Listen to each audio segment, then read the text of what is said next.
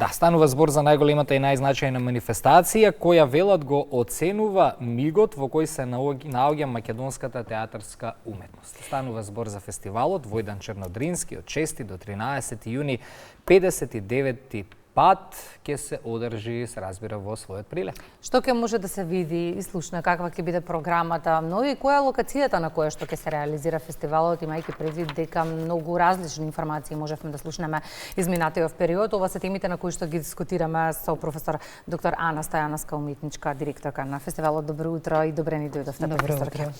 Ајде да започнеме прво со она за што најмногу се зборуваше изминатиот период, затворањето на салите на Прилепскиот центар за култура и театарот отвори една голема дилема што ќе се случува годинава со меѓународниот театарски фестивал Војдан Чернодрински. Кои се последните информации, кои ќе бидат локациите, ќе се одржува, радува тоа што ќе се одржува во континуитет и нема да имаме прекин на традицијата, но каде локацијски? Локацијски ќе биде во Прилеп, се разбира, во тек се подготовките на сцените кои што ние ги знемуваме. Според последните информации од вчера, знам дека сме скоро готови со сцената на Центарот за култура. Бидејќи од кога почнав да го водам фестивалот, сакав Прилеп да биде град театар и некако оваа година тој предизвик стана во корис на таа моја идеја, да речеме, да ги превртиме лошите работи кон добро. Така што откриваме можни сцени низ Прилеп, каде може да се одвиваат некои представи, така што дел од официјалната селекција дури ќе ја поместиме и надвор од Центарот за култура, а дел од нив ќе останат, се разбира, на тие сцени, бидејќи представите, се разбира, се големи, бараат посебна театарска сцена. Во овој контекст сметам дека долго време се зборува дека на Прилеп му треба театар и треба и понатаму да зборуваме дека сепак најстариот и најзначајниот театарски фестивал во Македонија се случува во Прилеп, а сцените таму не се како што треба, да кажеме, благо речено. Така што оваа година ми е предизвик самото по себе си организирање на фестивалот, но сепак се радувам што фестивалот ќе се одржи. Ветувањата се тие дека ќе почнеме навреме и дека ќе се одвива според нашиот план. Смеј се и осмели се годинешното мото на 59-тото издание на Војдан Чернодрински, нешто што ни недостига и во секојдневието. Верувам, кога се бираат вакви работи за фестивал, мото и слично, ништо не е случајно. Не постојат случајности, посебно некога јас како театролог тоа го смислувам, нели, имајќи предвид што се наследуваме во нашата драма и театар, што можеме да им оставиме во наследство на нашите наследници. Да се биде храбар во денешно време е една особина која што на сите ни недостига. Јасно и гласно да ги кажеме нашите ставови, да кажеме што мислиме, како мислиме дека треба да биде светот, а истовремено да бидеме храбри дури да се насмееме. Затоа што мислам дека веќе ни е доста од ова живење во едно седно, каде сме рамнодушни на се што се случува. А театарот е уметност која научи на емоции, од која што добиваме тие емоции. Театарот во основа ги има тие две маски, колку ние да сакаме да ги одбегнеме, маската на трагичното и маската на комичното. Во овој случај сметав дека е важно да покажеме дека ние можеме да се носиме не како фестивал, туку како култура, да бидеме храбри и да се насмееме кога треба, да не ни е срам да се насмееме и да не ни е срам да бидеме храбри, да го побараме невозможното, ајде да речеме. Да, едеме кој да продискутираме за програмата која што навистина е богата оваа година. Имаме промоции, проекции, разговори на тркалезна маса, 9 представи во официјалната, 5 во придружната програма на која што особено им се радува публиката, што ќе може истата да слушне и види.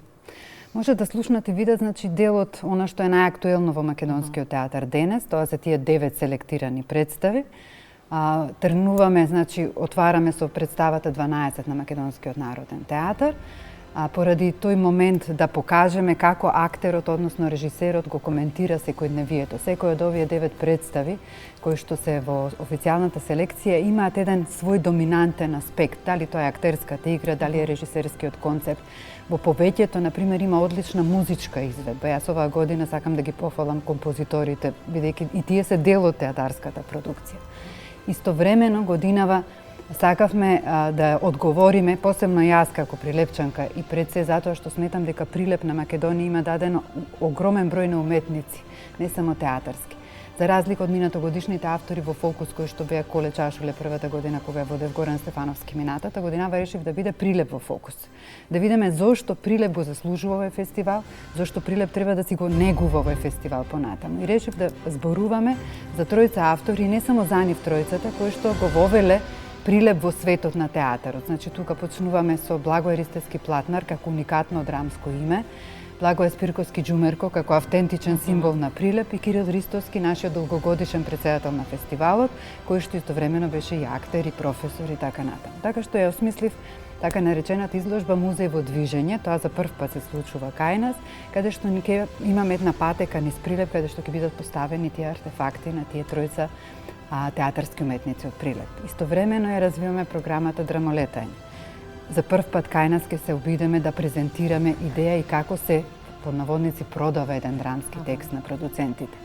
Потоа ја имаме детската зона, мојата најсакана зона на фестивалот, почнува во 10 часот наутро, верувајте ми, се уште се подготвуваат дечињата од Прилеп, од различни едукативни центри, градинки, училишта на тема на театар и тоа се случува секој ден од 10 до 12 часот. Тука би ги спомнала разговорите на Тркалесна маса, бидејќи е многу важно да се зборува за театар. Театарот не може да се остави само да се гледа, туку мора и да се каже нешто за него, промоција на театарска литература и овие сите во програма, да речем, представи. Така што богата програма, активна и се надевам публиката ќе ужива. Годинава наградата за животно дело го носи името на нашиот музичар Филип Стевановски, кој животот го загуби во трагедијата во Кочани. На кого одлучи собранието годинава да... Не, тоа, извинете, наградата за музика е тоа. За музика, за музика, да. добро. На кого одлучи собранието да собранието не одлучува за наградата за музика, таа е награда што ќе додели жири комисијата.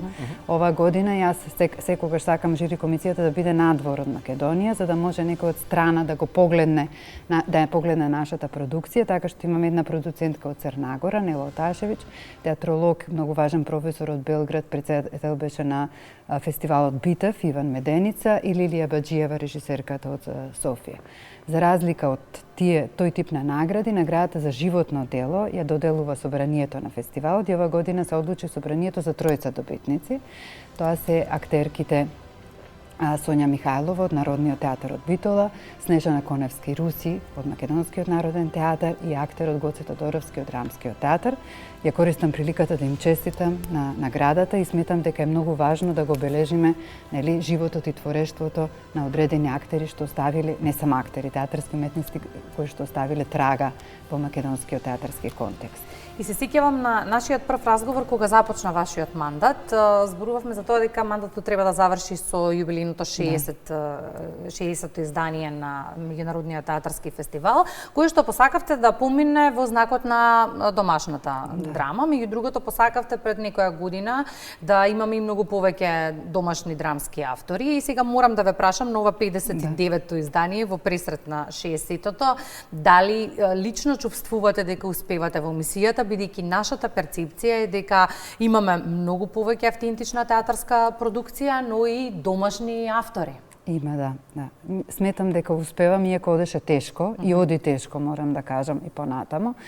Ова година во селекцијата има 3 домашни автори, за разлика од претходно што ги немаше. Имаше на сцените, меѓутоа сепак кога оценувате представа за селекција мора да гледате целата представа како изгледа. Она што е важно е дека сметам дека треба да се мотивираат уште повеќе авторите, сметам дека театрите треба повеќе да вложуваат во домашната драма и тоа ќе го тврдам и понатаму и ќе го барам и самата како автор, меѓутоа и како професор на Факултетот за драмски уметности, сметам дека повеќе треба да ги мотивираме тие луѓе. Да не останеме еве сега кога ќе разгледате вие што се игра, која е продукцијата на македонските театри, ќе видите дека се повторуваат некои имиња. Ворете да имаме лектирни изданија, да речеме, да го поставиме Шекспир, античка драма, домашните битови драми и така натаму. Меѓутоа, мора да дадеме простор и за новите гласови кои што треба да се слушнат, а не само да копираме нешто или да правиме, не знам, адаптации на филмови и така натаму. За се има место и простор на театарската сцена, меѓутоа една култура што држи до себе си, сметам дека треба да води сметка за домашната драма. Каде сме за 15 години од сега, ако зборуваме за квалитетни драмски автори? Каде ја гледате иднината? Се надевам многу подобро од ова сега. Јас сум оптимист по природа секогаш и секогаш верувам во младите луѓе, посебно во моите студенти, и сметам дека имаат што да кажат и покажат само ако им се даде шанса. И во тој контекст еве така да го заокружиме разговорот, каков го посакувате и театарскиот фестивал во годините кои што доаѓаат, бидејќи овој фестивал кој што дава апсолутно многу квалитетна уметност, кој што публиката го обожува, а и со сево ово што го имаме како програма од година в година дава товар на плеќи за идните организатори во иднина. Да, се надевам дека ќе го прифатат тој предизвик на еден креативен начин.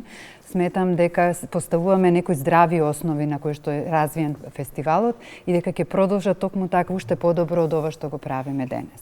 Благодариме многу за гостувањето во Македонија на утро. Секако нашата камера е таму, па ќе следиме очи исти се што ќе се случува. Благодарам многу. Благодариме уште еднаш за гостувањето.